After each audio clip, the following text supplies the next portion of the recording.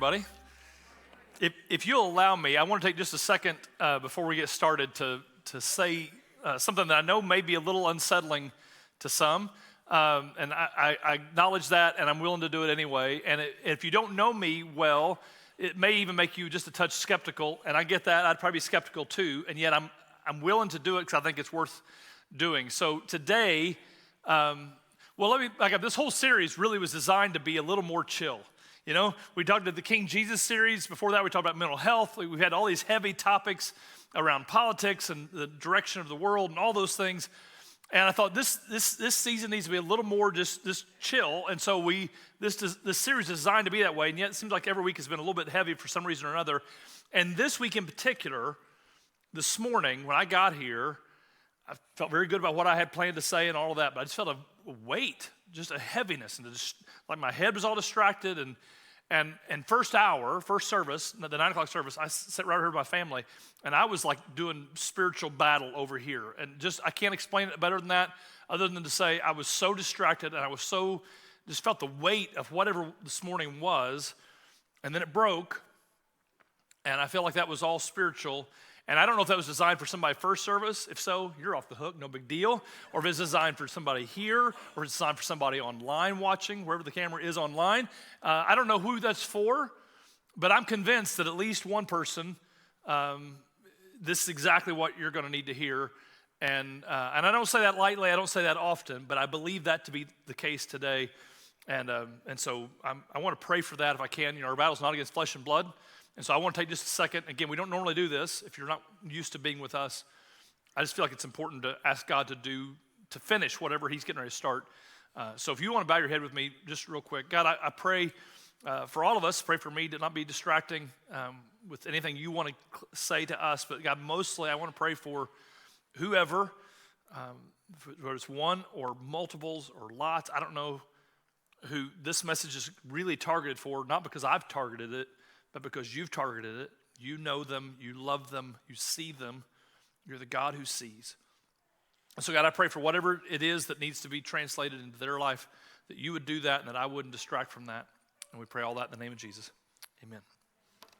All right, so in Luke chapter 7, Jesus is on what I want to describe as a ministry tear. I mean, he is knocking it out of the park, as you might imagine. He had just finished calling his 12 disciples to him. He had just finished having what was now probably the most famous sermon in all of history, his inaugural address, if you will, the Sermon on the Mount.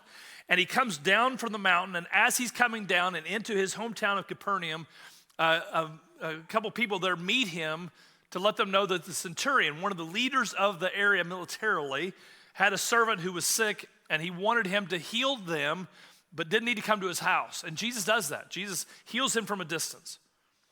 And it shows his power over disease, but he's done that before.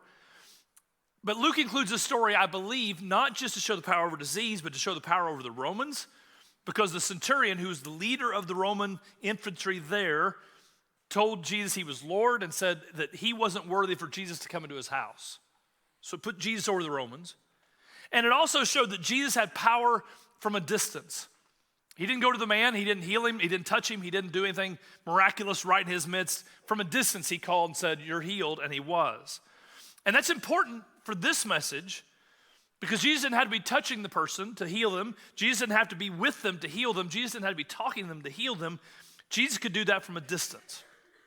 And then in verse 11, Luke says, soon afterwards. And we don't know how long after it was. It was in the town of Nain, which was a couple of days' walk away. So we know it wasn't like the afternoon. It was soon.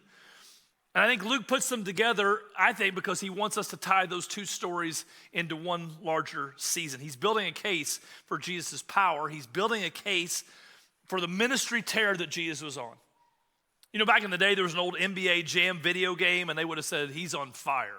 And that's what Jesus was going through right now. And for the 4 guys that was for, I appreciate that joke. And you laughed, and I appreciate it. All right, good.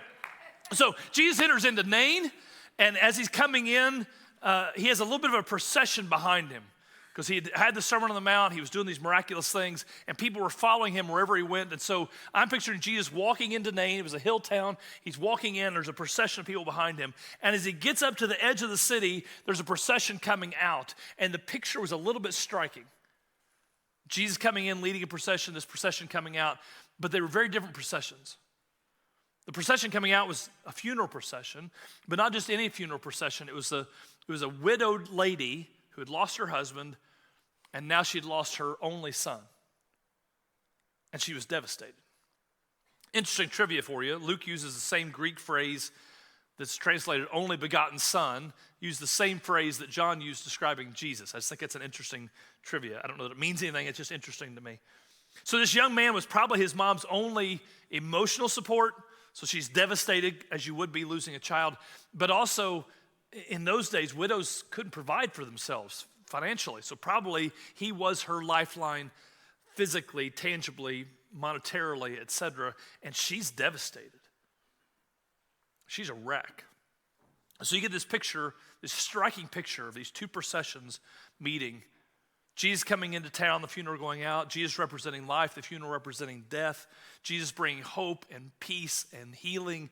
The funeral centered on the woman's devastation and desperation.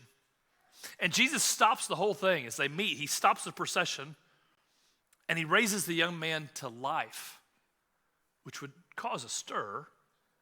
And it says in verse 16, they were all filled with awe and praised God. And they said, a great prophet has appeared among us, for God has come to help his people. And news about Jesus spread throughout Judea and the surrounding country. That phrase, the surrounding country, is significant because the surrounding country would have included Herod Antipas's palace just east of the Dead Sea, where John the Baptist was currently being held in prison. And that verse continues by saying John's disciples told him about all these things. So John was in prison. He would be executed a short time later, beheaded. We don't know if it was days or weeks, but soon after that he was killed. And John was a great man. Jesus' cousin, a key leader in Jesus' movement. In fact, Jesus said of John, I tell you, of all who have ever lived, none is greater than John. And yet, here John is sitting in prison awaiting his beheading by the Romans, while his followers come and tell him about Jesus, who had power over the Romans, and Jesus, who had power to heal from a distance, to do miraculous things without even being there. And they must have been saying, why doesn't he do that for you? Because here it is, dear old John, his cousin, a great man, a key leader, sitting in jail. And verse 18 says, John's disciples told him about all these things, and calling two of them, he sent them to the Lord to say, are you the one who's to come, or should we be expecting somebody else? Translation, I thought you were God. I was sure of it. But here I sit in prison, and that doesn't add up. Because you have the power over the Romans. You have the power to do something miraculous from a distance. And yet here I am, and now I'm not so sure. John is one of the first followers of Jesus to undergo deconstruction. Verse 20 says, when the men came to Jesus, they said, John the Baptist sent us to ask you, are you the one who's to come, or should we expect somebody else? And at that very time, Jesus cured many who had diseases, sicknesses, and evil spirits, and he gave sight to many who were blind. And so he replied to the messengers, go back and report to John what you have seen and what you have heard, that the blind receive sight, the lame walk, those who have leprosy are cleansed, the deaf hear, the dead are raised, and the good news is proclaimed to the poor. Said another way, you were expecting Messiah-like things. Look around. I'm doing Messiah-like things. And John knew that. And in fact, the reality of John doing, or Jesus doing Messiah-like things, that's why John sent the people to begin with. Like maybe you just don't know that I'm still here in jail. Maybe you're not aware. Maybe you just need a little prompting. Or maybe I've misunderstood and you're not the one that I'm expecting. And yet John was deconstructing because Jesus wasn't doing all of the godlike things that John expected. And that still happens today, doesn't it? You know, I believe in Jesus, but I'm not sure why he let my grandpa die. Or I believe in Jesus, but I'm not sure why I faced abuse. Or I believe in Jesus, but I'm not sure why he's taking this thing away, or why he's not taking that thing away. I believe in Jesus, John was saying, but I don't understand if he's got power over the Romans and power from a distance, and he loves me, why isn't he out getting me out of jail? Why am I in this dungeon? And so Jesus has a statement for John, but really a statement for all the future deconstructors after him. Blessed is anyone who does not stumble on account of me. Blessed is anyone who allows me to be God on my terms and not on their terms. And this is a tough one because every one of us, starting with me, have terms that we would like for Jesus to fulfill. We have job descriptions for Jesus that may or may not be on his actual job description. And this is not just starting with John. I said he's one of the first deconstructors who followed Jesus, but long before Jesus came, this is all through the Bible. Jonah was disappointed with God because he didn't destroy Nineveh. Elijah faced a drought and had a showdown with the prophets of Baal and the prophets of Asherah, 850 to 1. And God delivered him and he was faithful. And as a reward, he gets a death threat by Ahab. It's the last straw. Now he's mad at God. Have you ever had that one more thing moment? Like you're right at the edge, you're teetering on the edge of going over the bluff, and then one more thing pushes you there. That was his moment. Abraham was upset because God was going to destroy Sodom and Gomorrah, even though his nephew Lot lived in Sodom and Gomorrah. You know, when your family's involved, it's hard to be objective. And he pleaded with God and said in Genesis 18, won't the judge of the whole earth do what is right? Do you ever feel like that? Like there's something that's right that God should be doing. This is a simple thing. You do this, that's clear, and yet God's not doing that. Or you don't do this, that's clear, and yet God does it anyway. Like why is this thing happening if aren't you going to do what's right? If you've ever found yourself mad at God, or maybe said a different way, if you ever found yourself disappointed with God, like my appointed plan was to be here and now I'm over here. Like if you found yourself then this message is just for you. Because personal spiritual renewal that we've been talking about will not happen when you're angrily holding God at arm's length. And personal spiritual renewal sometimes comes best on the other side of that deconstruction, on the other side of that disappointment and doubt and dare I say anger at God. If this is you, can I say a few things to you? One, can I say I've been there? Those dark nights of the soul when you lay awake at night staring at the ceiling, I've been there. And in fact, a lot of godly people throughout history have been there. And so it doesn't mean there's something desperately wrong with you. It doesn't mean that God's rejected you. I get it. And if this is you, can I give you a few words of encouragement? First of all, you need to come clean with God. You need to let him know that you're angry if you've not done that already. Have you ever had somebody mad at you, but they won't tell you they're mad at you, and you ask them, hey, are you upset at me? No, I'm fine. Well, like you seem upset. I'm not upset. Why are you saying that? I'm not upset at all. Like until they let you know why they're upset, because you know they're upset, you're never going to have a relationship with them. And if you're saying to God, I'm fine. I'm not mad at all. Christians aren't supposed to be mad. I'm not mad. He knows, like he's the God of the universe. If you can figure it out with your wife, he can figure it out with you. I guarantee you that. Like he knows. And if you don't come clean with God, you're never going to restore that relationship. And he wants that. It just doesn't work until you start acknowledging the elephant in the room and let God know you're not fine. And even let him know you're mad at him because you don't think he should do what he's done. You're disappointed. This is not what you had planned, and you don't understand why he allowed this thing to happen. You know, you'll be blessed, if Jesus would say, if you don't fall away on account of Jesus. If you don't fall away when his actual job description doesn't align well with the job description you had in your mind for him. When you're mad at God, when you're disappointed with his decisions or his lack of engagement, I believe it's often centered on one or more misunderstandings about God and life that you may not even realize were there. They were like baked in assumptions for life, and it causes you to see the world differently than maybe what you should. And I want to take a few moments to frame our talk with those misconceptions in mind. The first one I would say is that the world is not broken. That's a baked in assumption sometimes we have. Jesus tells us that one day he's going to make everything right. He's going to restore all things. Revelation said, I'm making everything new. And on that day, there'll be no more death. There'll be no more mourning. There'll be no more crying or pain. It says the old order of things will have passed away. That day's coming, but today's not that day.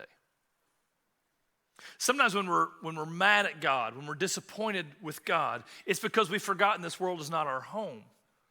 As the old song says, we're just passing through. I can't feel at home in this world anymore. John Ortberg writes, any crisis carries in its wake the question, what can I build my life on that circumstances cannot rob me of? What really matters? And I can't do this to a group like this. I can't. We could do it over coffee. I'd be happy to do that. But I can almost guarantee you, even to a large setting, that if you're mad at God, it's because you're on the backside of a crisis where something really important to you or someone really important to you got taken away or changed dramatically. And it's in those moments when that thing you were using as a foundation, when those moments, when that thing or that person is taken away, you have to ask yourself, what can I build my life on? We live in a broken world. It's far too broken for any part of it to serve as the foundation for your life, as the foundation for your soul. If you build your life on your career, at some point it's going to disappoint you. You're going to get fired or laid off or retire. But that career won't be there eternally. If you build your life on a relationship in this broken world, it'll let you down. Relationships end one way or another, always. It'll let you down. If you build your life on your health or your finances or your family, eventually in this broken world, they'll let you down. For this world is broken. This world is passing away. This world is not your home. Even though it feels homey at times, it's not your home. Romans 8:28 says, I'm convinced that nothing can ever separate us from God's love. Neither death, nor life, nor angels, nor demons, neither our fears for today, nor our worries about tomorrow, not even the powers of hell can separate us from God's love.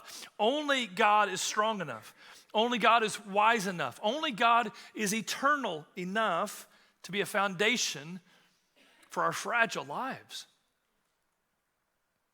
Tim Keller says, the only love that won't disappoint you is the one that cannot change, that cannot be lost, that is not based on the ups and downs of life or of how well you live it. It is something that not even death can take away from you. God's love is the only thing like that. And yet here's the irony. I hope you catch this. Sometimes we build our life on something besides God, and then when that goes away, as it inevitably will, it causes us not to put our foundation back on God. It causes us to push God away. And it doesn't make sense when you see it that way, but man, it feels right in the moment. Do not let your disappointment with God keep you from drawing close to God. For he's the only one who's going to be there to wipe away every tear from every eye. He's the only one who can be the foundation that you need for your life. Everything else will eventually disappoint. Misconception number one, the world's not broken. Misconception number two, God should always act in a way that makes sense to me. Maybe I'm the only one who feels that way, but that lines up with me. Now, you may not realize it. It's been a little subtle behind the radar with everything else going on, but we're in an election season. You may not have realized that. There's not a lot of news coverage on it these days, but I'm here to keep you up to date on current events. And in elections, we try to pick somebody who believes the same way we believe, who thinks the same way we think, who views life the way we view life, to give them power we don't have so they can carry the responsibility we don't want. That's how democracy works, at least in theory. That's how democracy works. Pick someone who believes as you believe, thinks as you think, so that you can give them the power you don't have so they can carry the responsibility you don't want. But God's not the head of a democracy. You can't vote for or against God. God's not trying to be our president. He declares that he's our king. And you can accept that or you can reject it, but that's the choice you have. You can't make him president, make him not president. He is king. And I so appreciate not only the honesty of John's words, but that Luke honestly recorded them. We read it just a moment ago. Are you the one who's to come, or should we expect somebody else? Have you ever felt that way?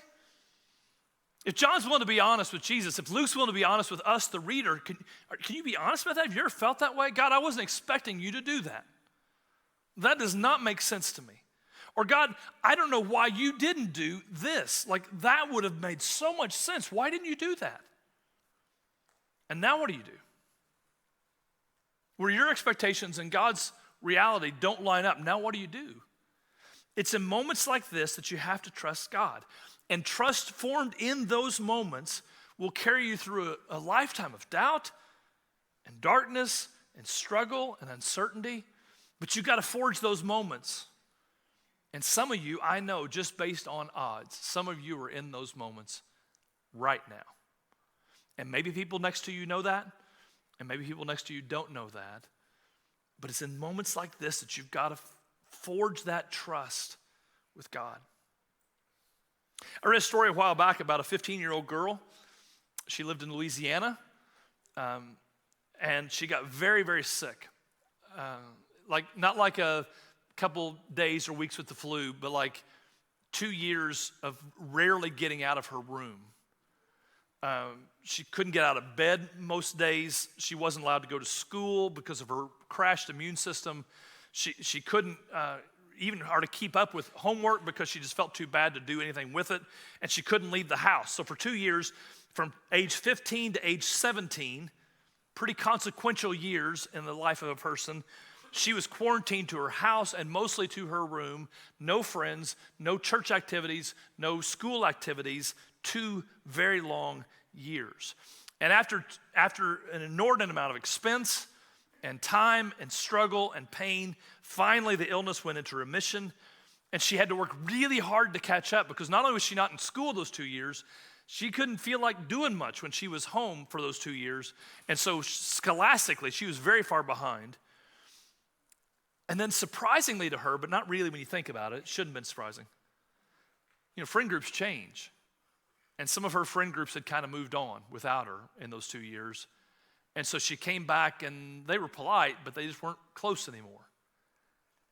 And that was maybe hardest of all. She finally worked very, very hard and graduated from high school. She moved in with her grandpa and took classes in his hometown of LSU, where LSU there is. And moving in with him helped financially because her family had all this medical expense. But also, it was kind of an excuse because she just always was really close to her grandpa. And so she loved the idea of living with him there in his house.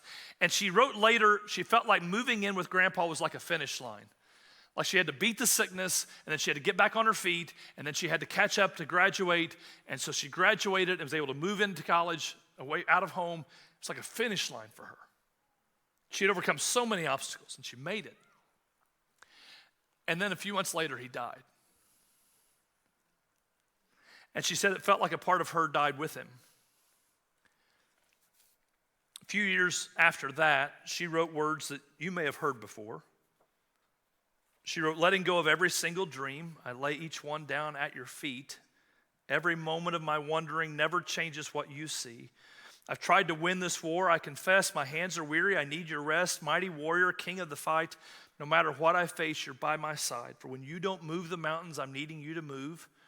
When you don't part the waters, I wish I could walk through. When you don't give the answers as I cry out to you, I will trust. I will trust. I will trust in you. Lauren Daigle continues, truth is, you know what tomorrow brings. There's not a day ahead you haven't seen. So in all things, be my life and be my breath. I want what you want, Lord, and nothing less. When you don't move the mountains, I'm needing you to move. When you don't part the waters, I wish I could walk through. When you don't give the answers as I cry out to you, I will trust. I'll trust in you. The third misunderstanding is that, well, I think this is the most common. And not only is it the most common, I think it's, ironically enough, the one you're going to be least likely to admit is true for you. But it's the most common. And the third misunderstanding is that God cannot be trusted. I told you wouldn't want to admit it, and so here we are, right? Satan is very effective as an enemy for our soul. He's a liar. He tries to steal, kill, and destroy. He's very effective at all of that, but he's not very creative. He's not very original. The root of his lies is a steady refrain that God cannot be trusted. He told Adam and Eve, God's wrong about the tree, the fruit, can't be trusted. He told Sarah, God will never give you a baby. He can't be trusted. He told Gideon, God wasn't strong enough to protect him without a big army. You can never be trusted. And I don't know what example he's trying to sell you, but I promise you at the root of that, underneath all of the lies, is a steady refrain of God can't be trusted. Listen to these reassuring words from David. I think we should cling to these amidst our doubt. Psalm 66 says, come and see what our God has done, what awesome miracles he performs for people. Our lives are in his hands, and he keeps our feet from stumbling. For you have tested us, O God. You know what? We've lost sight in our culture of the wonder of the miraculous. We think we can explain everything scientifically. So we know how orbits work, so we've explained space. Not explained space. We know how the four chambers of the heart work. We know what DNA looks like. So we've explained health and life in the body. We haven't explained that. I can tell you how an internal combustion engine works. I have no way to build one or make one operate. I can't fix yours if it's wrong. But I can tell you how it works. David says, come and see what our God has done. What awesome miracles he performs for his people. Our lives are in his hands, and he keeps our feet from stumbling. You have tested us, O God, and you have purified us like silver. Heat does that. We went through fire and flood, but you brought us to a place of great abundance. Come and listen, all you who fear God, and I will tell you what he did for me. If you have experience walking with God, it will forge trust in you that will see you through uncertainty and doubt and fear for a lifetime ahead. If you're new to faith, or if faith feels inaccessible to you now because of what you're going through, can I steal some of David's sentiment? Take it from an old guy who's been through a thing or two. God can be trusted. You can trust him right where you are. In Mark chapter 9, Jesus was approached by a man whose son was in a crisis situation. And he wanted Jesus to heal his son. So he says, have mercy on us and help us if you can. And that phrase, if you can, Jesus kind of tease off on that a minute because it revealed some things where he was going on. And Jesus tied, for this man, Jesus tied his ability to heal with the man's faith and belief in his ability to heal. And he said to him, anything is possible if a person believes. Now here's where we get confused. Sometimes we get verses like that, and we take that to mean Jesus' ability to heal well is tied to my ability to believe well.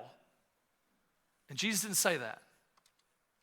This man had all kinds of doubts, all kinds of faith struggles, and he must have thought the same thing that we sometimes think, because he says in exasperation, I do believe, but help me overcome my unbelief. And that rings true for me, because I believe, but sometimes, maybe you say this, I believe, but I have some doubts sometimes. I do believe, but I have a lot of questions. Or I do believe, but I can't reconcile a loving God with hell or suffering or evil or pain. I don't know how to put all that together, but I believe, but I've got this other thing. And Jesus' ability to work in your life is tied to your belief, but it's not tied to you having a strong enough belief. Matthew 17, Jesus says, if you have faith even as small as a mustard seed, nothing would be impossible for you. Your strength and mine, not that significant, not that important. God's not counting on your strength to hold up his side of the bargain. His strength is what matters, and you having faith that he has that strength, it doesn't matter how much faith you have. Just having a little bit of faith is enough, because it's about him, not about you. And this man who had all kinds of doubts saw his son healed that day, because I do believe, but I have some doubts. In 1975, Jesuit philosopher John Kavanaugh was having kind of an existential crisis. And so he's searching for answers to some spiritual struggles, and he thought, I need to go hang out with Mother Teresa. And so he does. He takes a 3-month break from work. I think worked remotely, had a whole thing set up, and he went for 3 months to Calcutta, India, to work with Mother Teresa in her work with the poor. And on the very first morning he was there, he met Mother Teresa, which had to be a great start to his trip. And she asked him, what can I do for you? And he said, I'd love you to pray for me. And she said, okay, I'll do that. What do you want me to pray for? And he answered her question with the request that had caused him to come to India in the first place. He said, pray that I have clarity. And she said, no. And that kind of threw him off. He wasn't expecting that. He said, why won't you pray for me? And she said, clarity is the last thing you're clinging to, and you must let go of it. And he said, but you always seem to have clarity. You seem to be so clear. And she laughed at him and said, I have never had clarity. What I've always had is trust. So I will pray that you learn to trust God. Let me turn this around. God can be trusted. God should not act in a way that always makes sense to me, because the world and my perception of reality is irrevocably broken. And that changes everything. 11 years ago, Pastor Rick Warren of Saddleback Church and Purpose-Driven Life fame and all of that, Pastor Rick Warren's 27-year-old son, Matthew, took his own life. And this comes on the tail end of a lifetime of mental health struggles and lots of support from his family and lots of work with counselors and lots of work with the medical and pharmaceutical community to help him out. And one night, Warren says he had an overwhelming wave of despair that he couldn't beat back one more time, and he took his life. And in the months and years to follow, both Rick Warren and his wife Kay have been very outspoken about not only mental health, but their process of going through what has to be among the worst levels of pain any person can have. And one of his most poignant things I think he's ever said about anything to me that I've ever heard him say was his analogy about the hills and valleys of life. It's a longer quote, but I think it's worth it. He said, I used to think that life was hills and valleys. You go through a dark time, then you go to the mountaintop and back and forth, but I don't believe that anymore.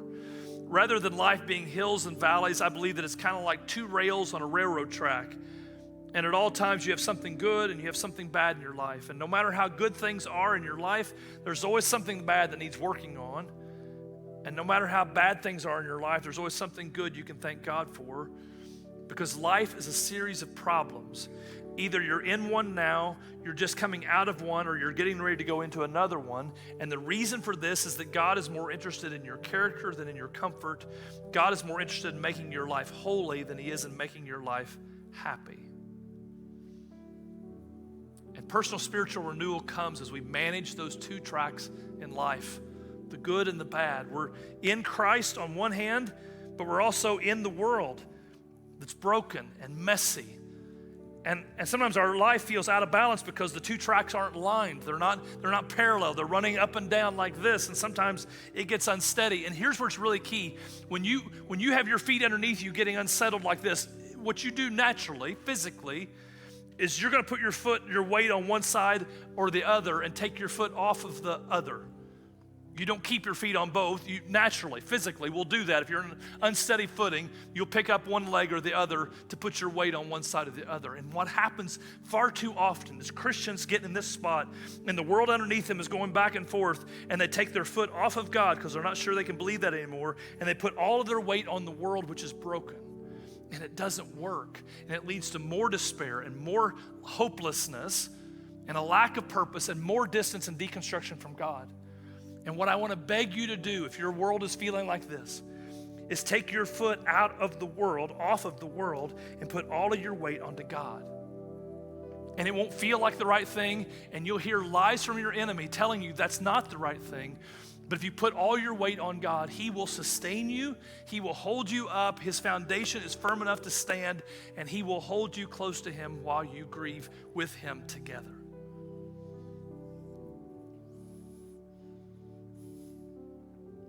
And I think the weight I felt today is because of the pain I know in this place, because life sucks sometimes. And it's hard sometimes. And sometimes it feels like it's just too much to keep going. And when you feel that way, I want to challenge you to pull your weight off of that brokenness and lean into your Father, because he's there and he'll hold. I want you to bow your head and let me pray with you and over you. God, I declare to be true that the world is broken. And because of that, you're going to do things sometimes that don't make sense to me. But even in those times, especially in those times, I know from experience and from your scriptures that I can trust you. And so, God, I pray on behalf of all of us here in the room and online, I pray, God, that I want these words to be for them, to speak for them, to you. God, we trust you. We trust you when it feels like we should trust you. We trust you when it feels like we should not trust you. We even are willing to trust you when it's just out of sheer guts that we're doing so. So even if everything inside of us is saying you can't be trusted, if everything inside of us is saying you're not the path to follow, you're not the place to put our weight, we choose to do so volitionally anyway because we trust you. And God, I pray especially for those who are in the dark night of the soul right now. I pray, God, that you would pull them close to you. And even if their emotions don't break and the sun comes out and everything seems rosy, even if that doesn't happen, I pray that they would feel you guarding their heart and guarding their mind and bringing them peace that's beyond understanding, because they've turned their life and their struggle and their pain and their doubt and their confusion, they've turned it all over to you. And they've allowed you to carry it and to clarify it and to hold them when it's not clear.